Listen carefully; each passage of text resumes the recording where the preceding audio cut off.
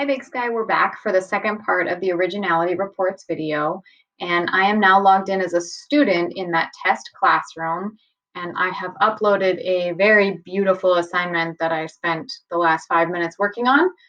So here it is, and now I'm going to, as a student, run the Originality Report. So as a student, I can do this up to 3 times on the assignment, and it tells me that text from submissions will be compared to existing text on the web.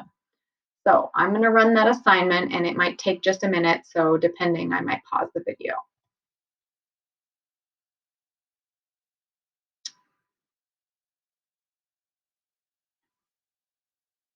This looks like it's running pretty fast. So it says it's running the Originality Report and it's comparing to hundreds of thousands of pages on the web, Wikipedia, articles that might be out there. And I'm expecting that we're going to find quite a bit of copied material because I just jumped out to the internet and grabbed a bunch of things really quickly. So the nice thing about this is that the student has the option to run the Originality Report before turning in the work. And so that allows them some time to better understand what material needs to be cited, or if they have maybe paraphrased and borrowed heavily, but they should actually be giving credit to another person. Okay, so when I click on View Originality Report, I'm going to open this in the same tab so it will be recorded. Now you can see that I am looking at this as a student. I have 9 flagged passages and I can toggle on or off whether I want it to count any material that I might have put in quotation marks. I can see that about 55% of this paper is flagged and it's showing me highlighted where those trouble areas are. I can also click specifically by site. So 13% of my material appears to have been taken from this skiball.com. So I can look at that and see, okay, this passage has been flagged.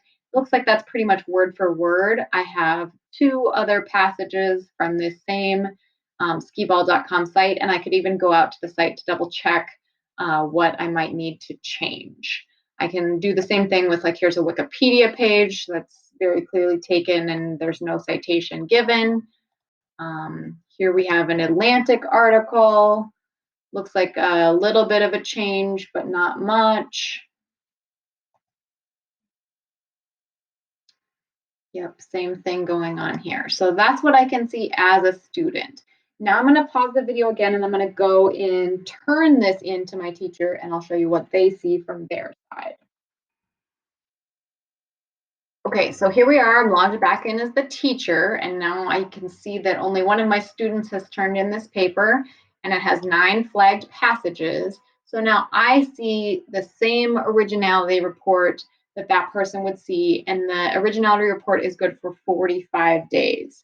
So once the student has turned this in, I am the owner of the document. I have the Originality Report.